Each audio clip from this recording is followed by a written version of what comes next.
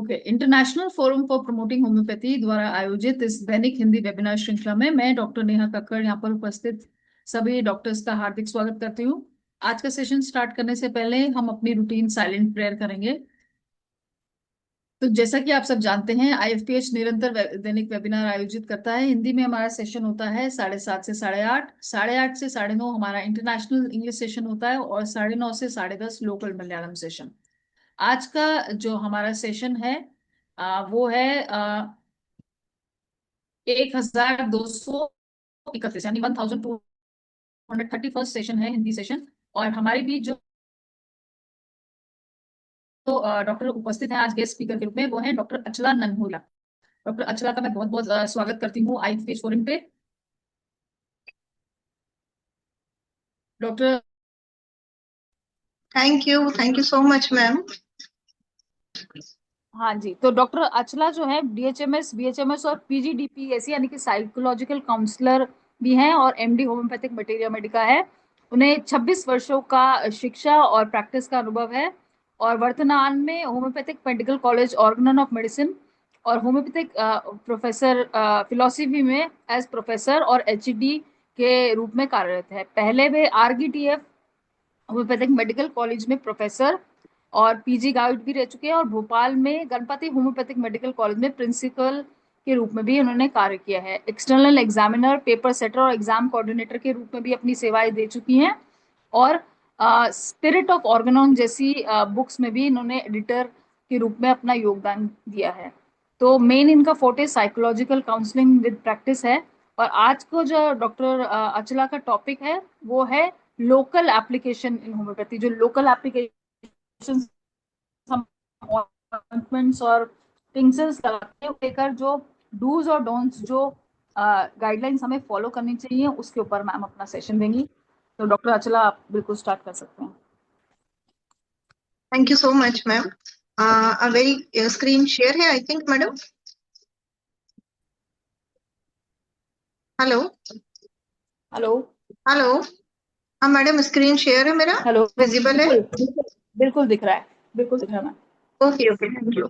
So, a very good evening to respected Dr. Sahani sir, Dr. Neha Kakkad ma'am, and all associate member with IFPH team. आज के IFPH talk 1231 दैनिक webinar में उपस्थित सभी doctors, faculty members and students का मैं अभिनंदन करती हूँ। आप सभी का समय निकालकर इस सेशन में शामिल होना हमारे लिए गर्व की बात है। आज हम बहुत ही महत्वपूर्ण टॉपिक पर चर्चा करने जा रहे हैं। आज का हमारा विषय है लोकल एप्लीकेशन इन होम्योपैथी। तो इस पे हम बात करते हैं कि लोकल एप्लीकेशन कब करना चाहिए और कब नहीं करना चाहिए। तो जैसा कि डॉक्टर हैनेमन ने अपने व्यूज बताए हैं हमें, 5th एडिशन में उन्होंने इस चीज को डिनाई किया था कि लोकल एप्लीकेशन एक्सेप्टेबल नहीं है, क्योंकि हैनेमन बिलीव करते थे कि जो डिसीज है वो जो साइन सिम्टम्स है उनके थ्रू हम किसी भी डिजीज को रीड करते हैं। यानी अगर हम और डेफिनेशन इसकी सिंपली बोलें तो हैनेमन ने ये बताया कि जो डिसीज है वो सिम्टम्स के थ्रू रेमेडी को कॉल करती है। तो अगर हम वो सिम्टम्स के थ्रू हम डिजीज को समझ सकते हैं, और अगर हम डिसीज को बोलने नहीं देंगे जो कि सिम्टम्स के थ्रू बोल रही है, मेडिसिन की डिमांड कर रही है, हम उनको बोलने नहीं देंगे, हम उनको उसको चुप कर देंगे डिसीज को, तो हमारे लिए मेडिसिन सिलेक्शन करना बहुत डिफिकल्ट हो जाएगा। तो हैनेमन ने ऑर्गेनन ऑफ मेडिसिन में ये बताया कि जितने ज्यादा सिम्टम्स एक्सप्रेस आउट होंगे उतना अच्छे से हम सिमिलिमम फाइंड आउट कर पाएंगे। तो ये जो सिम्टम्स अपीयर हो रहे हैं लोकली स्किन के थ्रू या जो प्रेजेंटेबल हो रहे हैं, वो प्रेजेंट होना हमारे लिए पॉजिटिव साइन है कि वो डिसीज जितना ज्यादा बोलेगी सिम्टम्स के थ्रू, हमारा सिमिलिमम सिलेक्शन उतना अच्छे से होगा और पॉजिटिवली होगा। तो अगर हम लोकल एप्लीकेशन के थ्रू उसको डिसअपियर कर देंगे तो हमें डिसीज इन्वर्ट हो जाएगी और हमें सिलेक्शन करना टफ हो जाएगा। तो एफोरिज्म में उन्होंने बताया what count as local application. Local application क्या है, इसका डेफिनेशन क्या हो सकता है, और 5th edition of Organon of Medicine में उन्होंने क्या बोला, और 6th एडिशन में उन्होंने अपने व्यूज को चेंज करके क्या बताया। तो अब हम यहाँ देखते हैं कि लोकल एप्लीकेशन उन्होंने 5th एडिशन में क्या बताया और 6th में क्या चेंजेस किए,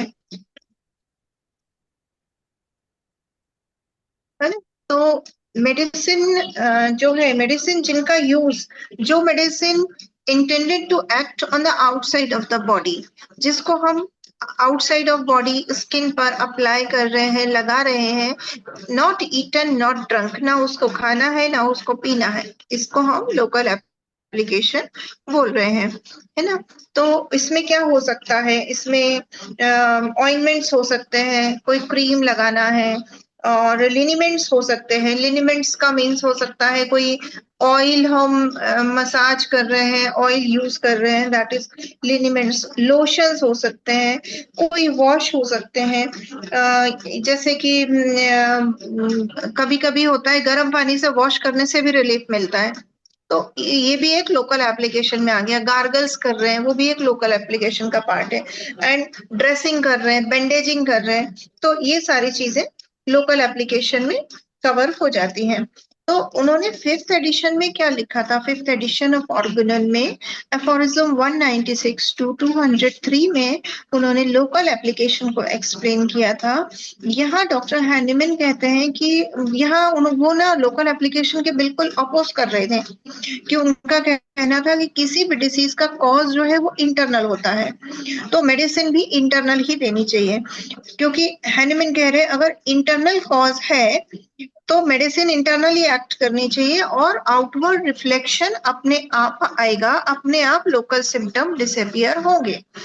तो जो वो इसीलिए उन्होंने एग्जाम्पल से बताया था कि कॉज इंटरनल है तो इंटरनल पे इफेक्शन आना चाहिए, लोकल अपने आप डिसअपियर होंगे।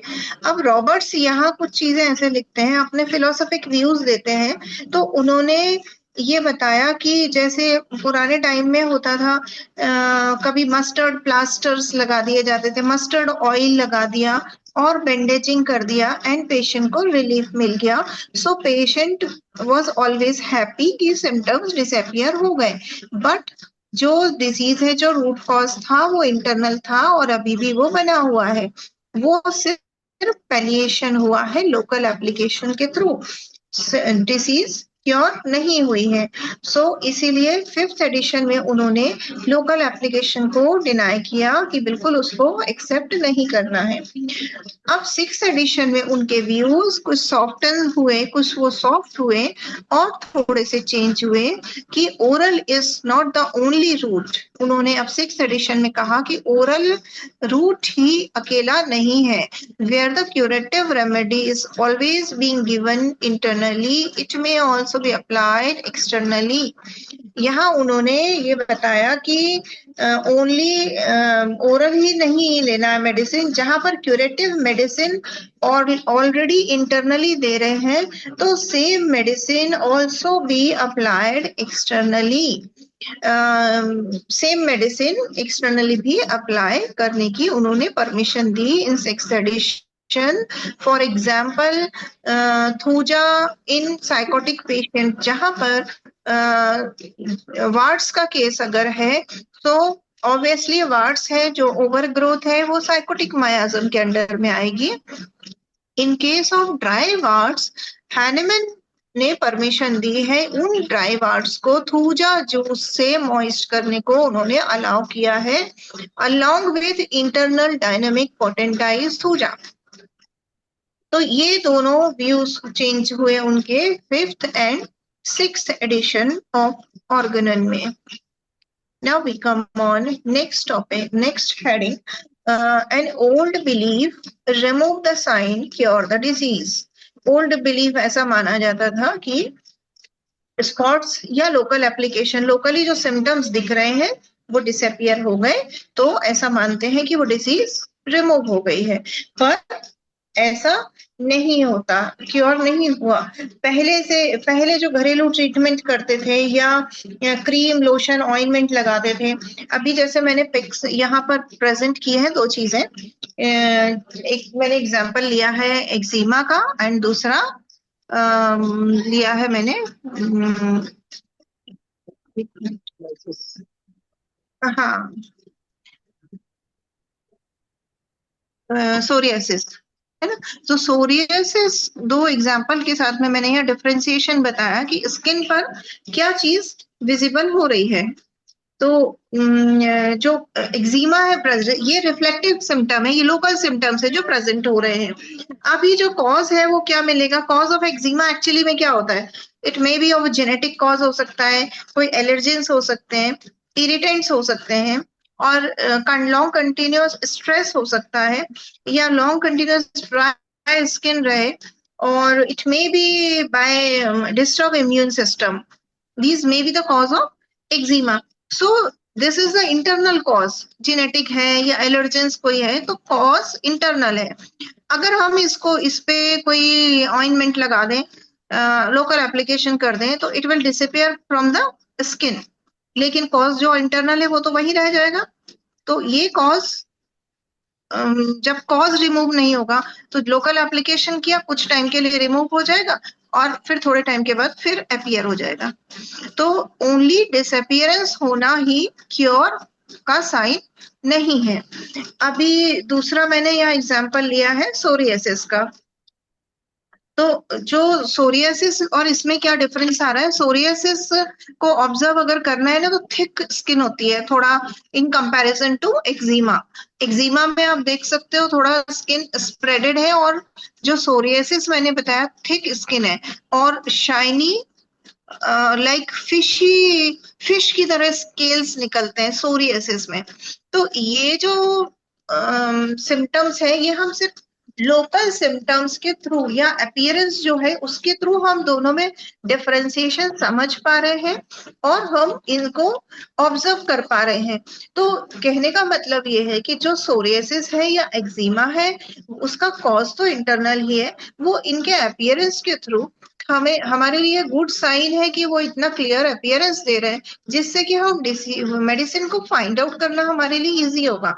अगर हम इस पे कोई लोकल एप्लीकेशन से इसको डिसअपियर कर दें, so how we can read कि कौन सी डिजीज है, and how we can select constitutional medicine और एंटी मियास्मेटिक मेडिसिन।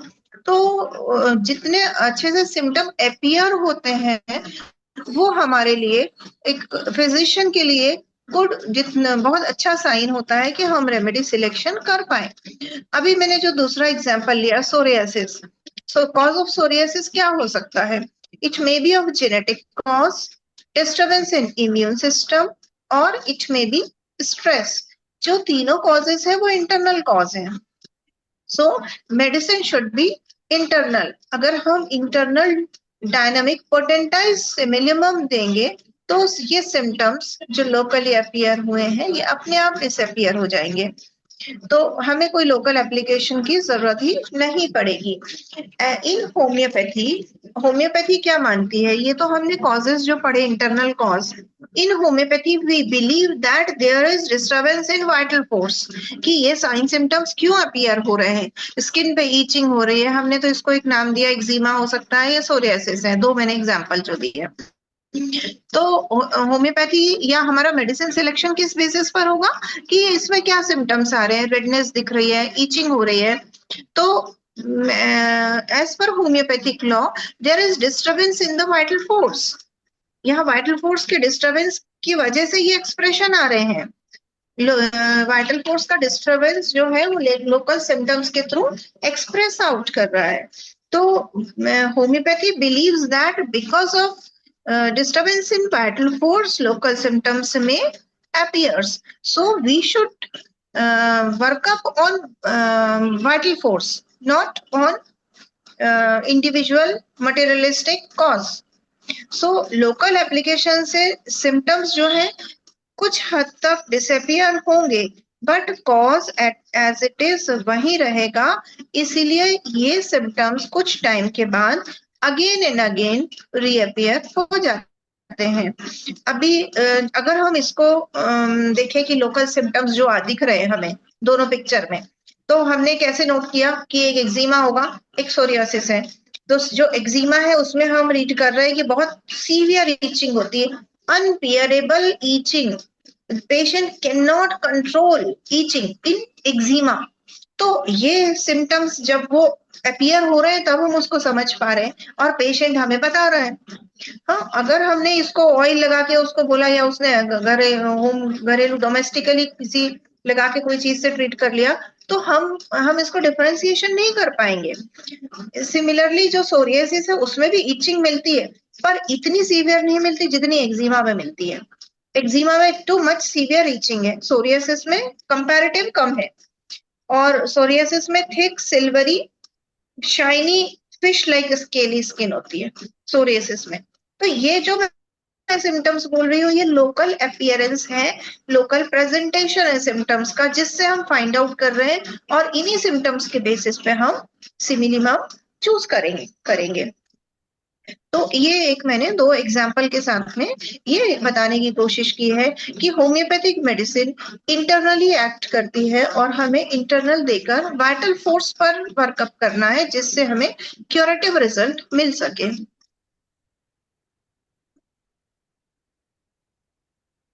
ये स्लाइड इंडिकेट कर रही है कि disturbance is internal, the surface is only where it shows. जो हमने अभी बात की थी कि जो डिस्टरबेंस है वो वाइटल फोर्स पर है ना। Unless the disturb vital force is treated the patient is not cured, however thoroughly the eruption is clear, eruption clear हो जाएंगे, लेकिन जब तक वाइटल फोर्स पर एक्शन नहीं होगा, वाइटल फोर्स हेल्दी नहीं होगा, पेशेंट क्योर नहीं होगा। चाहे इरप्शन क्लियर हो जाए तो भी वाइटल फोर्स वही है। नेक्स्ट ये कह रहे हैं कि suppression and the course of disease क्या हो सकता है। What is gained on the skin is paid for elsewhere. यहाँ ये कहना बताने का इंडिकेशन है। सप्रेशन मीन्स क्या है, देखिए नेक्स्ट स्लाइड बताती हूँ। How suppression move disease invert.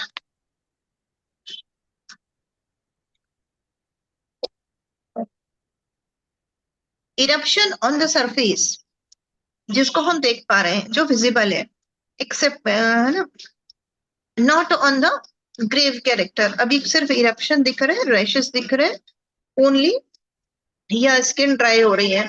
तो क्या होगा, सबसे पहले हम घर में ही क्या करते हैं, कोई ऑइंटमेंट लगा लिया ताकि ड्राइनेस है, और तो ओनली डिसअपियर हो गया, तो दैट इज नोन एज पेलिएशन।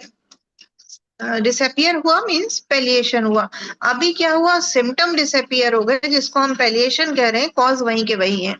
अभी ये कॉज जो है वो रिलोकेट होगा, relocate to more vital organ, है ना। कॉज वही है तो बॉडी में कुछ ना कुछ तो करेगा, कहीं तो मूव करेगा और इम्यून सिस्टम को डाउन करेगा, ससेप्टेबिलिटी लो करेगा, और तो ससेप्टेबिलिटी लो होगी तो रिसीविंग पावर ज्यादा हो जाएगी।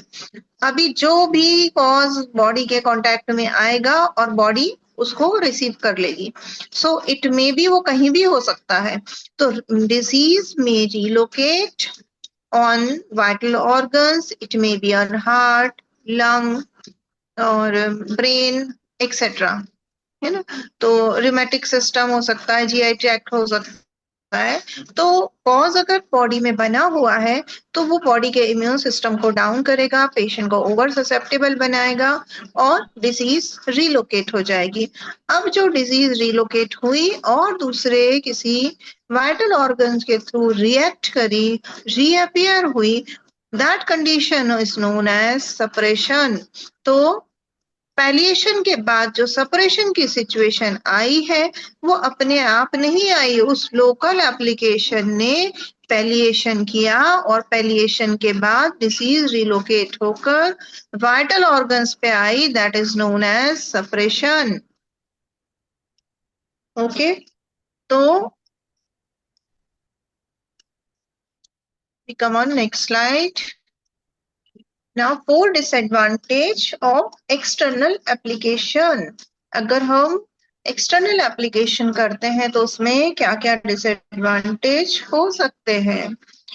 तो it become impossible to tell whether the internal disease is cure, कि डिसअपियर होने से हमें पता ही नहीं चलेगा कि डिसीज क्योर हुई है या नहीं हुई है, या डिसअपियरेंस हुआ है या पैलिएशन हुआ है। We can not read, individualization become difficult and remedy selection with it। individualization जो होगा, सिलेक्शन ऑफ सिमिलम डिफिकल्ट हो जाएगी। जैसा कि अभी अपन ने बात करी कि जितना ज्यादा सिम्टम्स का रिफ्लेक्शन होगा, सिम्टम अपीयर होंगे, हम उतने बेटर सिमिलम चूज कर पाएंगे। तो हम सिम्टम्स को अपीयर ही नहीं होने देंगे तो हमारा मेडिसिन सिलेक्शन डिफिकल्ट हो जाएगा। डॉर्मेंट इंटरनल मेलेडी को जो है, it rouses the dormant internal malady को existing with the affection. Malady means होता है डिजीज। कोई डॉर्मेंट डिजीज है जो अभी साइलेंट मोड में है, वो भी एग्जिस्ट हो जाएगी विद द अफेक्शन, वो भी एक्टिव हो जाएगी। It become the source of many unnamed chronic melodies. So chronic unnamed chronic melody को अपन हम कैसे समझ सकते हैं कि जो अननेम्ड, इसलिए बोला unnamed chronic melody. Acute phase में, जब एक्यूट किसको हम कह रहे हैं, रैशेस हुए, सिम्टम्स में ईचिंग हुई, रैशेस हुए स्किन पर, जो अफेक्शन आया वो ऑयल से मसाज करके किसी भी तरह डिसअपियर कर लिया, तो लोग एक्यूट फेज यहाँ डिसअपियर हो गई एंड पेशेंट को क्या लगेगा कि सिम्टम डिसअपियर हो गए, मतलब पेशेंट हेल्दी हो गया है। अब जो मेडिसिन, जो कॉज, रूट कॉज वहीं का वहीं बना हुआ है, तो वो कॉज बॉडी में, होल बॉडी में स्प्रेड होगा। और अब वो क्योंकि ग्रेजुअली होगा, ग्रेजुअली ये स्टेज चलती रहेगी, so acute phase convert into chronic। Malady means disease. Now it will convert into chronic disease, chronic malady। इसके साथ साथ, इस इंटरनल कॉज के साथ साथ बॉडी ओवर ससेप्टेबल होती जा रही है। बिकॉज ऑफ ओवर ससेप्टेबिलिटी, अब कोई भी कॉज अगर बॉडी के कांटेक्ट में आता है, आइदर मेंटल एस्पेक्ट पर, आइदर फिजिकल एस्पेक्ट पर, बॉडी उसको रिसीव कर लेगी, क्योंकि अभी वो ओवर ससेप्टेबल हो चुकी है, क्योंकि कॉज इंटरनल बना हुआ है। हमें नहीं पता कि अब आने वाला कॉज फिजिकल एस्पेक्ट पर एक्ट करने वाला है या मेंटल एस्पेक्ट पर। That's why this is known as unnamed chronic maladies. This is also known as nameless chronic disease और सेकेंडरी मैनिफेस्टेशन ऑफ सोरा। इसको अभी अगर आप देखेंगे तो ये कहाँ मिलेगा, जो डेवलपमेंट ऑफ सोरा का चैप्टर है, जहां डेवलपमेंट ऑफ सोरा लिखा हुआ है, primary manifestation and secondary manifestation. ये fourth point secondary manifestation of psora को इंडिकेट करता है। This is also known as nameless chronic disease, क्योंकि हमें नहीं पता कि अभी आने वाला कॉज कहाँ पर एक्ट करने वाला है। It may be road side accident, mental aspect, physical aspect, वो कुछ भी हो सकता है। That's why we can say unnamed chronic disease or malady। Now we come on next slide, where topical remain legitimate। कहाँ पर एक्सटर्नली मेडिसिन हम use कर सकते हैं। तो external causes, physical palliation and the surface organism, कहाँ पर हमको अलाउ किया है कि हम मेडिसिन को यूज कर सकते हैं एक्सटर्नली, यानी मैंने कौन से ऐसे पॉइंट्स बताए हैं वो हम देखते हैं। सो local disease from external cause means external cause। यहाँ ऑर्गेनल ऑफ मेडिसिन ऐसा बोलती है कि कॉज भी एक्सटर्नल है। अभी तक हम ये बात कर रहे थे कॉज इंटरनल है, तो मेडिसिन शुड बी इंटरनल, जो इंटरनल कॉज पे एक्ट करेगी। बट अभी हम बात कर रहे हैं अगर कॉज भी एक्सटर्नल है, अपीयरेंस भी एक्सटर्नल है, तो क्या करेंगे। सिंपल इंजुरी हो गई, हाथ जल गया, बर्न का केस है, ट्रॉमा, कभी wound, एब्रेजन्स, so cause is external, there is no internal dynamic cause। है ना, कि कहीं चलते हुए चोट लग गई है, हाथ जल गया है, तो कोई एक्सटर्नल वो कोई इंटरनल कॉज नहीं है। सो यहाँ पर अलाउ किया है, कॉज एक्सटर्नल है तो we can apply cantharis for burn, calendula for abrasions. तो ऐसे कॉजेस जो कॉज भी एक्सटर्नल है और अपीयरेंस भी एक्सटर्नल है, सो यहाँ पर हेनेमन ने अलाउ किया है। अभी सरफेस ऑर्गेनिज्म, ये तो मैंने सिंपल इंजुरी के एग्जांपल्स दिए। सरफेस ऑर्गेनिज्म में क्या हो सकता है, अब हमने एक रिंगवॉर्म का एग्जांपल दिया है यहाँ पर। Ringworm does not arise from with in the source of outside in moist area of the skin. इसको हम दोनों तरीके से समझ सकते हैं। जो रिंगवॉर्म है, रिंगवॉर्म क्या है, it is a fungal infection, right. Fungal infection है तो कैसे होगा, इसका कॉज क्या होगा, डैम्प एरिया में, डैम्पनेस में फंगस ऑब्वियसली ग्रो करती है ना। और दूसरा हो सकता है poor hygiene, proper hygiene maintain नहीं है तो भी हो सकता है। तो ये सरफेस ऑर्गेनिज्म हो गए है ना, भाई इंटरनल कॉज तो गया नहीं उसका, फंगल इन्फेक्शन, डैम्पनेस। अब यहाँ पर ये तो कॉज है इसका, बट इन होम्योपैथी इस चीज को कैसे रीड करेगी। डैम्पनेस की वजह से कोई सिम्टम्स अपीयर हो रहे हैं, दैट मीन्स बैकग्राउंड में क्या होगा, बैकग्राउंड में साइकोटिक मायाज्म इज देयर। जहां डैम्पनेस माइंड में आई तो सबसे पहले साइकोटिक माइंड में आता है ना। हाइड्रोजनेट कॉन्स्टिट्यूशन है, साइकोटिक मायाज्म। तो हम कॉज, रिंगवॉर्म का कॉज अगर होम्योपैथिकली देखेंगे तो हमें साइकोटिक मिलेगा, बिकॉज साइकोटिक हाइड्रोजनेट कॉन्स्टिट्यूशन, जहां हाइड्रो वाटर की बात आती है, excess of water in the tissues, that means sycotic miasm. और यहाँ डैम्पनेस की बात आ रही है अगर, सो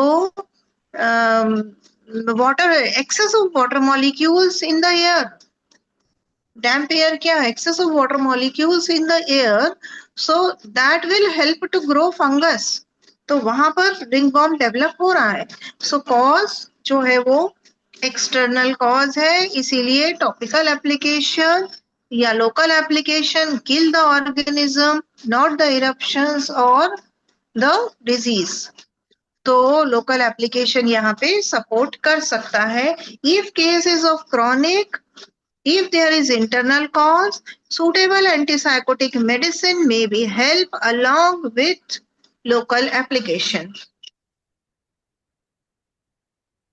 So this is this slide shows कि cause external है simple injury और surface organism में local application की permission होती है।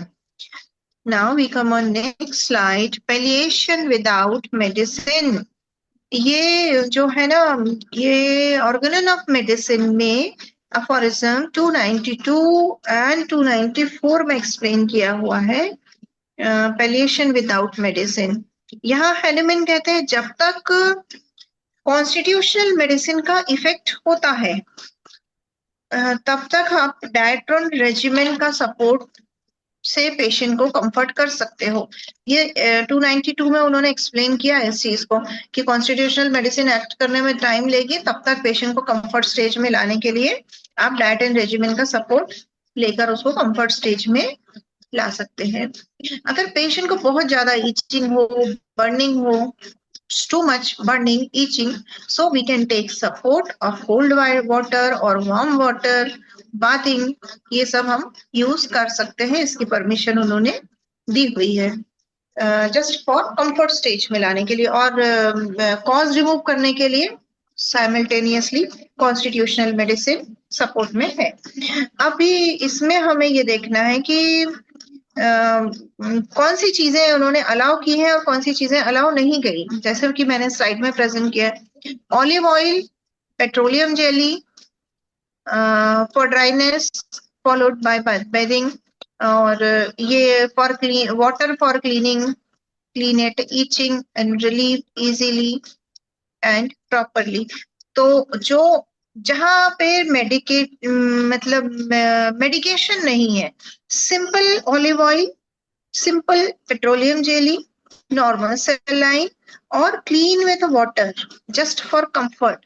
कभी होता है कि वाटर एप्लीकेशन से या सम बेदिंग से भी थोड़ा कुछ टाइम के लिए पेशेंट को रिलीफ मिल रहा है, तो वो अलाउ किया है, हैनीमैन ने बोला है कंफर्ट स्टेज तक आने के लिए we can allow this, but don't allow, क्या चीजें हैं जो बिल्कुल अलाउ नहीं है?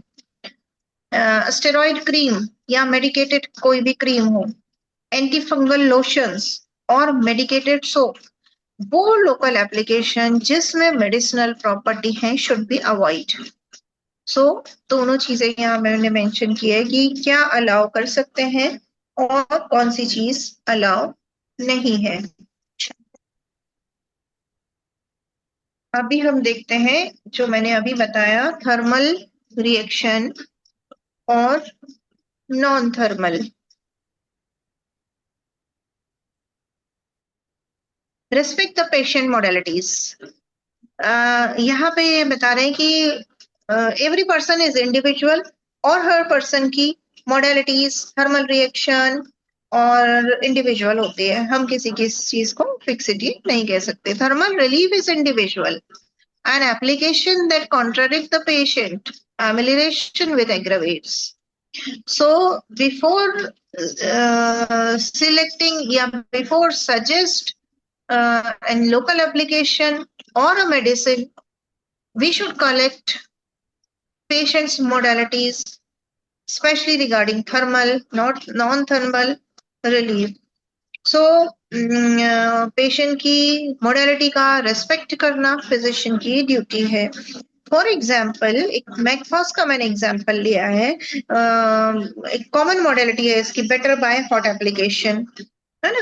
पेशेंट को कोल्ड वाटर से, कोल्ड से एग्रवेशन होता है मैकफॉस पेशेंट को, तो अभी इसको मैंने लोकल एप्लीकेशन से इसीलिए कोरिलेट किया है कि पेन इन एब्डोमेन और मेंस्ट्रुअल क्रैम्प्स, तो ऐसे केस में अगर along with similimum, if required, we can allow hot water fermentation, hot water bag, अगर उसको रिलीफ मिलता है तो हम उसको अलाउ कर सकते हैं। This is also a part of local application और हैनीमैन ने इस चीज की हमें परमिशन दी है। और दूसरा एग्जाम्पल मैंने लिया just opposite, phosphorus aggravation by heat, गर्म पानी से उसको एग्रवेशन होता है, हीट उसको पसंद नहीं है, कोल्ड से रिलीफ मिलता है। सो किसी भी पेशेंट को एडवाइस करना या सजेस्ट करने के पहले उसके लोकल मेजर्स, उसकी थर्मल हिस्ट्री लेना मैंडेटरी है। अभी मैंने यहाँ दो मेडिसिन के एग्जाम्पल से ही समझाया है, एक्सप्लेन किया है। इसी तरीके से और भी मेडिसिन हो सकती हैं, पर हमको जो स्पेसिफिक मॉडलिटी है वहां उसको हम अलाउ कर सकते हैं। जो मैंने प्रीवियस स्लाइड में कहा था, यहाँ कोई मेडिकेशन वाली बात नहीं है, कोल्ड और हॉट वाटर की ही हम बात करने जा रहे हैं। नेक्स्ट स्लाइड से हम बताना चाह रहे हैं remedy named in local use. कुछ मेडिसिन है जो लोकली हम यूज करते हैं। फर्स्ट इज ये मेडिसिन वो नहीं है कि जो सप्रेशन कर रही है, सपोर्टिव एक्सटर्नल एड्स हैं ये। Supportive external aids internal medicine के साथ हम इसका यूज कर सकते हैं। पूजा की हम एग्जाम्पल में बात कर चुके हैं, जो हैनीमैन ने लिखा है, along with antipsychotic medicine we can moist dry words with पूजा जूस। ये इसकी परमिशन हमको दी है externally as well as internally. Second is calendula, abrasions and wounds of external cause also, अभी अगेंस्ट सरफेस और रिंगवर्म, जो एक्सटर्नल इंजुरी है, एब्रेजन्स है, ओपन वुंड है, कहीं ब्लड आ रहा है, सो कॉज भी एक्सटर्नल है और मेडिकेशन भी हम लोकली अप्लाई कर सकते हैं। कैलेंडुला चूज, कैलेंडुला क्यूब, है ना, इट विल एक्ट लाइक एक antiseptic of homeopathy. Next one is Cantheris. We can use in case of burn or to burning where the cause is plainly external rather than dynamic, या कोई dynamic cause नहीं है, cause भी external है, तो हम उसको apply कर सकते हैं Cantheris भी।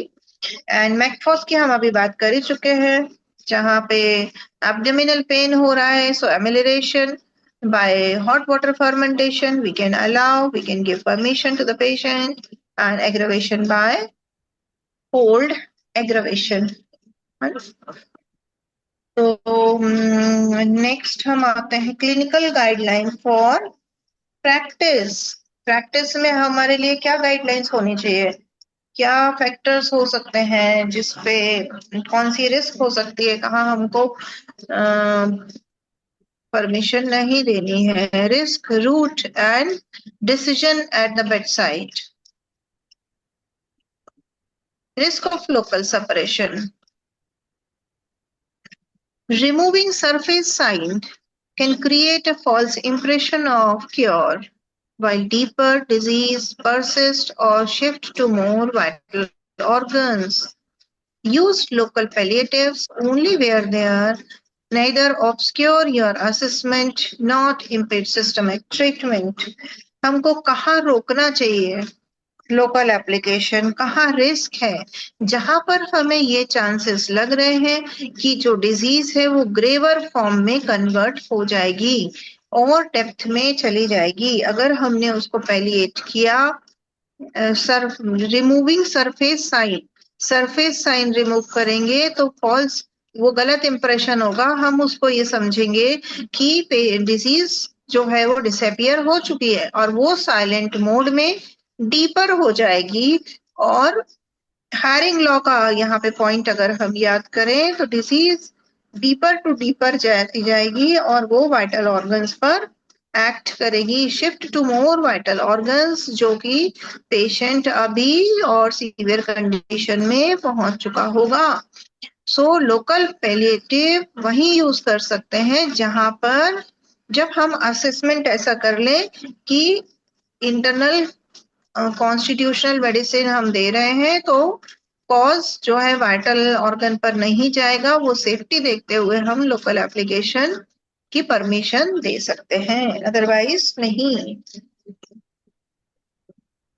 Root in the limits of absorption. अभी हमें ये देखना है कि लिमिट्स रूट कौन से हो सकते हैं, जहां पर बताया है mucus and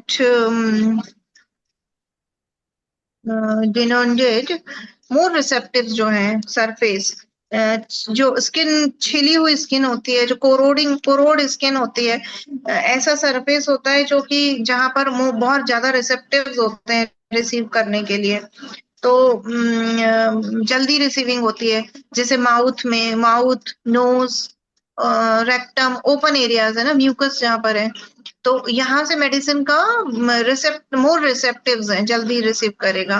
mouth, nose, rectum, genitals, so take a medicine impression more readily than intact skin, तो इन पे जल्दी ज्यादा इफेक्ट होता है in comparison to normal skin.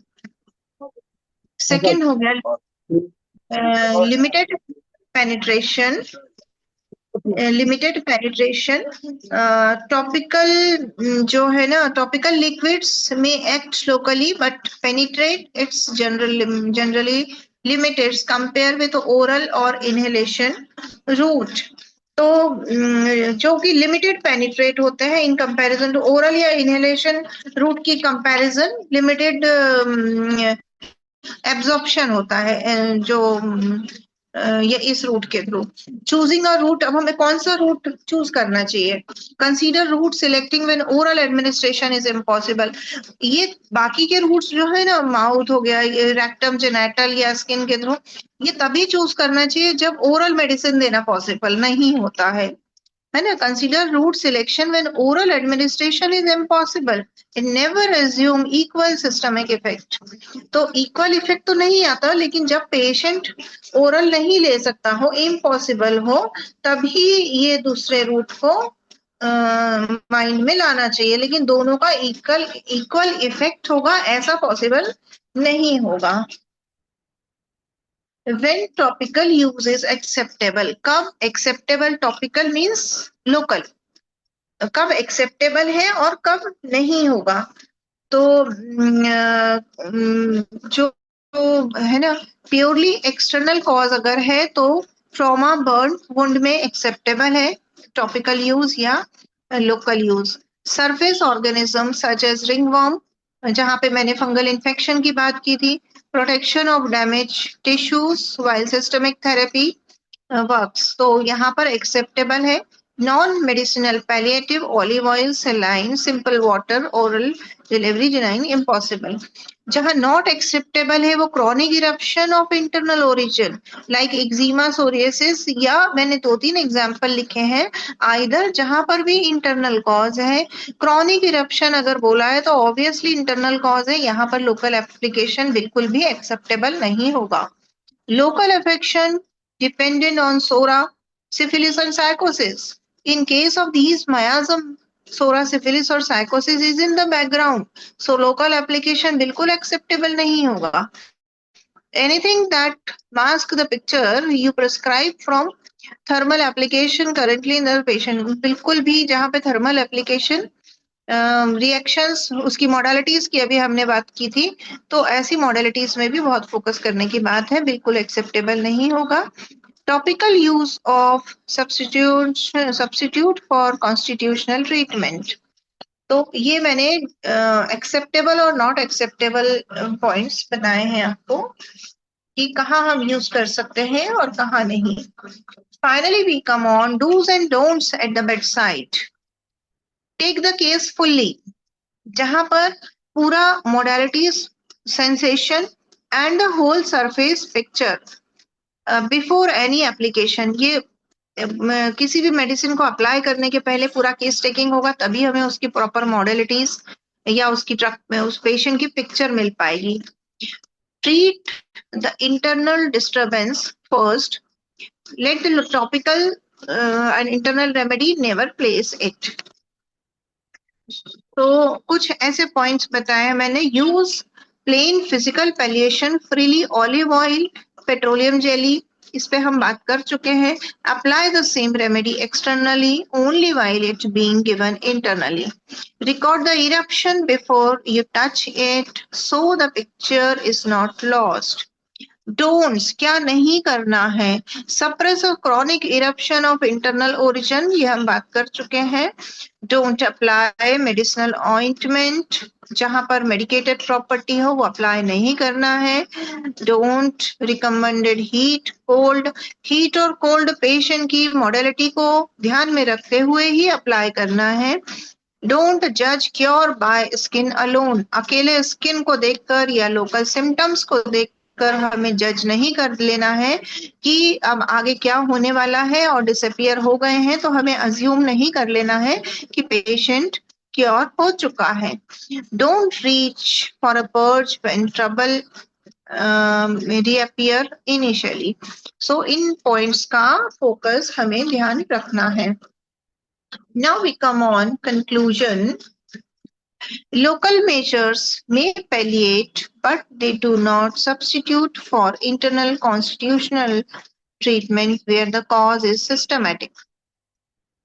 Reserve topical therapy for external cause or for when systemic administration is impossible. Always take the modalities into account so that the application relieve rather than aggravation. So ये जो conclusion बताया है, overall जो Roberts philosophy में Roberts लिखते हैं कि उन्होंने तो इनफैक्ट यहाँ तक बताया कि पहले टाइम में जो एंटी इंफ्लेमेटरी प्रॉपर्टीज हुआ करती थी उसमें टर्मरिक, ऑनियन, ब्रेन्स, उनको लाइक इन्फ्लेमेशन दूर करने के लिए वो सब बैंडेज कर दिया जाता था जहां इन्फ्लेमेशन हो उस पार्ट में। तो रॉबर्ट्स ने वो एग्जाम्पल देके भी कहा कि वो जो उसका कॉज क्या है, जब तक आपको कॉज फाइंड आउट नहीं हो सो तो भी लोकली अप्लाई नहीं करिए, क्योंकि वो हो सकता है कोई दूसरे सिम्टम को अपीयर करने जा रहा है और आपने उसको अपीयर नहीं होने दिया।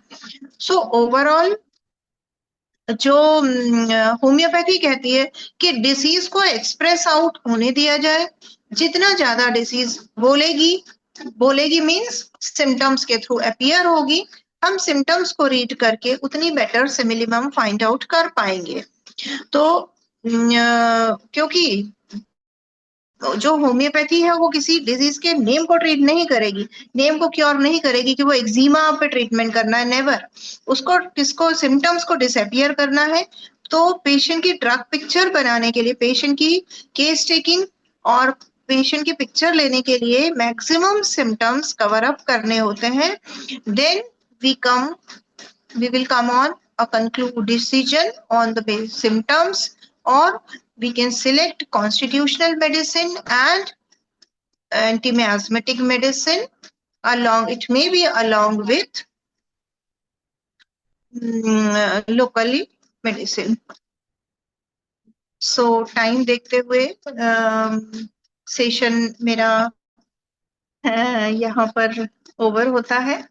Thank you so much IFPH team, and thank you so much doctor M.K. Sahni sir, जिन्होंने मुझे इस प्लेटफॉर्म पर प्रेजेंट करने का मौका दिया। And thank you so much doctor Neha Kakkar madam. या हाँ जी, डॉक्टर अचला का काफी इंफॉर्मेटिव सेशन रहा। ये बहुत ही कंट्रोवर्शियल टॉपिक है कि हमें एक्सटर्नल एप्लीकेशन यूज कितना करना चाहिए और कितना नहीं करना चाहिए। तो इसके ऊपर आपने जो वेरीड डिटेल्ड वो डिस्क्रिप्शंस दिए कि किस तरह से हम कहाँ कौन सी कंडीशन में यूज कर सकते हैं और किस में नहीं कर सकते हैं, तो इट वाज मतलब अलग तरह का सेशन था मैम। तो थैंक यू सो मच। बहुत बहुत धन्यवाद आपके सेशन के लिए। Thank you. हाँ जी। तो मैम जैसे अगर कोई भी क्लिनिकल प्रेजेंटेशन आती है हमारे पास, जैसे मोस्टली स्किन डिसऑर्डर्स की बात करें, तो अगर हम जैसे कई बार ऐसा होता है कि बहुत ज्यादा डिस्कम्फर्ट है पेशेंट को, और उन केसेस में जैसे कोई सिंगल रेमेडी हमें नहीं दिखाई दे रही है, तो उन केसेस में क्या सिर्फ लोकल एप्लीकेशन से हम केस स्टार्ट कर सकते हैं या नहीं? नहीं मैडम, सबसे पहले उसका केस हिस्ट्री लेना होगा पेशेंट का, क्योंकि सिम्टम्स तो हमारे लिए गुड साइन है। वो जितने ज्यादा सिम्टम्स हमको बता रहा है, फिजिशियन शुड बी हैप्पी कि हमें केस हिस्ट्री मिल रही है उसकी।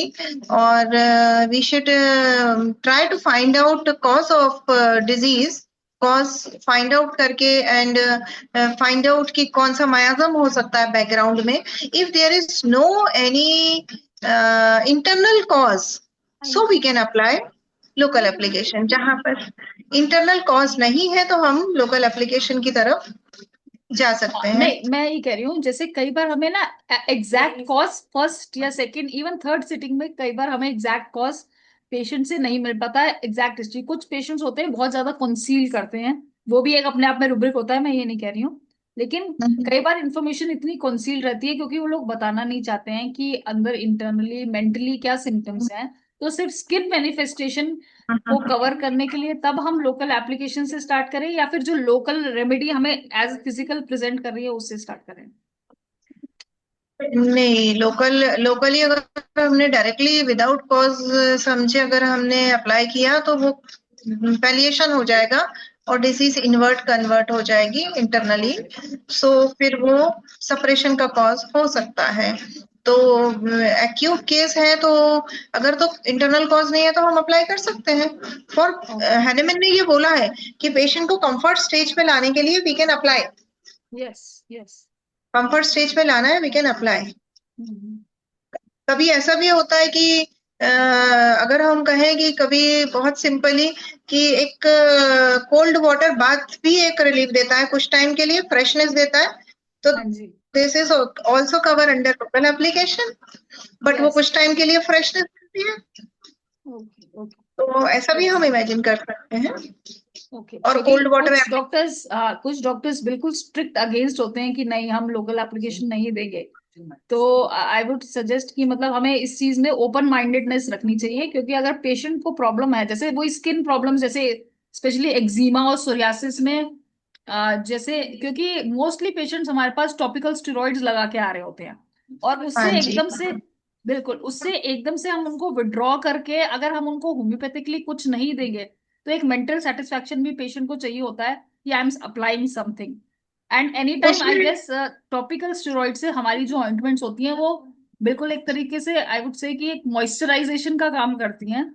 हाँ जी, बिल्कुल। तो वो उससे बिल्कुल। उस केस में हमें उसका यूज करते हुए हमें ये नहीं सोचना चाहिए कि हम पैलिएट कर रहे हैं या नहीं नहीं, पेशेंट का सेटिस्फेक्शन भी जरूरी है, एंड कभी कभी लोकल एप्लीकेशन भी मस्ट है, हाँ क्योंकि जी, एकदम ड्राई स्किन है तो हम उसको स्टॉप नहीं कर सकते हैं। तो बिल्कुल इसीलिए अपन ने डूज एंड डोंट्स दोनों चीजों में बात की कि ऑलिव ऑयल, पेट्रोलियम जेली, जहां पर मेडिकेशन नहीं है, स्टेरॉइड्स जरूर कंट्राइंडिकेट करेंगे, हमारे केस को क्योर करने में ऑब्स्ट्रक्शन बिल्कुल क्रिएट बिल्कुल। करेंगे यस स्टेरॉइड्स। Yes yes. तो है थोड़ा सा, लेकिन it depends on individual case. हाँ वी जी, should observe cause first, then we have to decide. आपके लिए काफी अप्रिसिएशन आ रही है ma'am. Marvellous presentation, good explanation on organ and of animal use. Oh, thank you so much audience और और सबको। और कोई अपना क्वेश्चन या कुछ इनपुट देना चाहता है यहाँ पे तो कर सकते हैं, अभी हमारे पास 5 मिनट बाकी I हैं। have a question.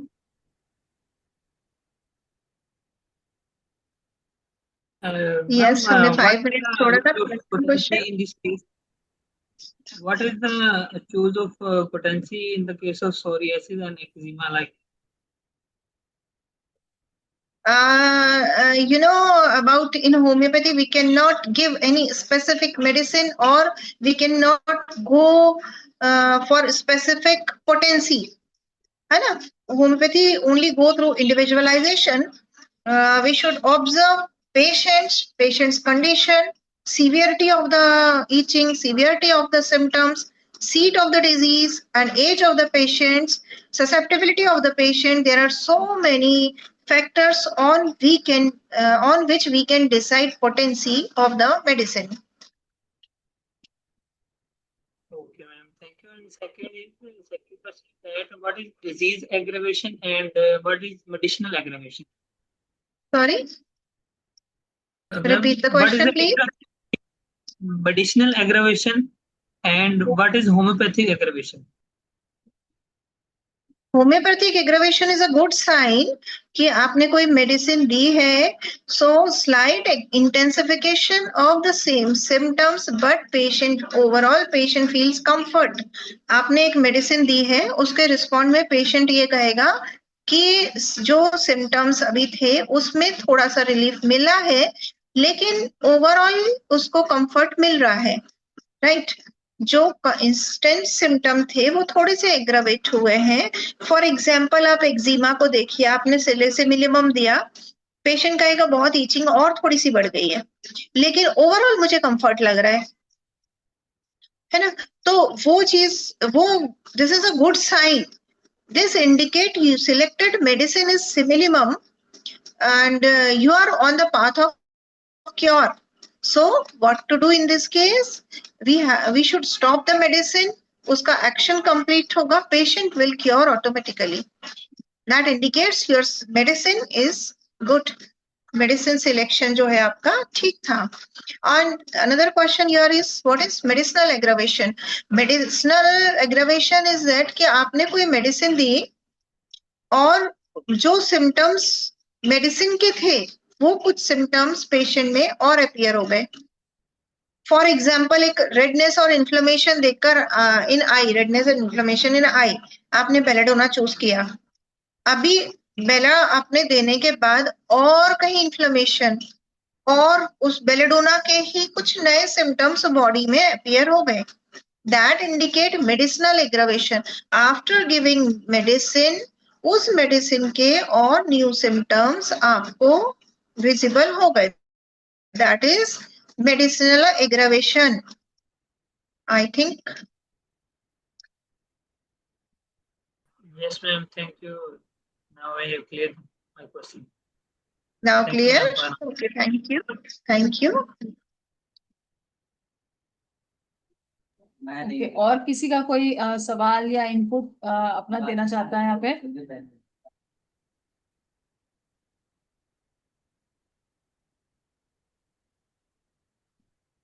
Okay, I guess और कोई क्वेश्चंस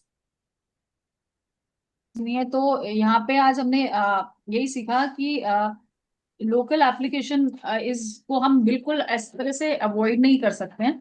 हमें जहाँ पे नेसेसरी और जहाँ पे भी सिम्टम्स हमसे रिक्वायरमेंट मांग रहे हैं, तो वहां पे लोकल एप्लीकेशन का जुडिशियस यूज करना चाहिए। ऑब्वियसली ओवर यूज नहीं करना चाहिए, क्योंकि वो सप्रेशन भी क्रिएट करता है।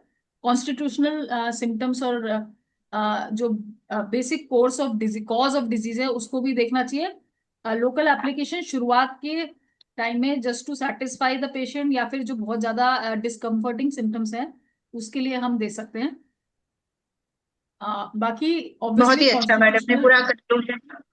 हाँ जी, कॉन्स्टिट्यूशनल और रुब्रिक जो मेन कॉज या टोटालिटी है, और मियाज्मेटिक बेस है जो हमें ढूंढना चाहिए हर केस में, उसी के बेस पे वो केस क्योर हो पाएगा। और यही आज के टॉपिक का जिस था, तो काफी डिफरेंट और अलग टॉपिक था, और बहुत जरूरी था इस टॉपिक को भी डिस्कस करना, क्योंकि दिस इज, मैंने बताया ना, क्योंकि बहुत सारे डॉक्टर्स इस टॉपिक को लेकर रिजिड हो जाते हैं कि नहीं, हमें एक्सटर्नल एप्लीकेशन यूज नहीं करनी चाहिए। लेकिन अगर डॉक्टर हेनेमैन ने खुद इसको एडवोकेट किया, तो obviously with a pinch of salt हम इसको ले सकते हैं, और जुडिशियस यूज करके इसको आगे होम्योपैथी में बढ़ा सकते हैं। Okay, any more questions? Last 1 minute is left. मैं बहुत बहुत धन्यवाद करती हूँ डॉक्टर अचला का आज के वंडरफुल सेशन के लिए, और आगे भी इसी तरह के कुछ डिफरेंट टॉपिक्स मैम लेके आएंगी हमारे साथ, यही आशा रखती हूँ। तो बिल्कुल। बहुत बहुत धन्यवाद डॉक्टर अचला का आईएफपी सेशन में आने के लिए। और आई गेस इसी के साथ हमारा हिंदी सेशन का टाइम आज ओवर हो गया, और इंग्लिश सेशन के लिए मैं हैंड ओवर करती हूँ डॉक्टर अजनी मलिक को।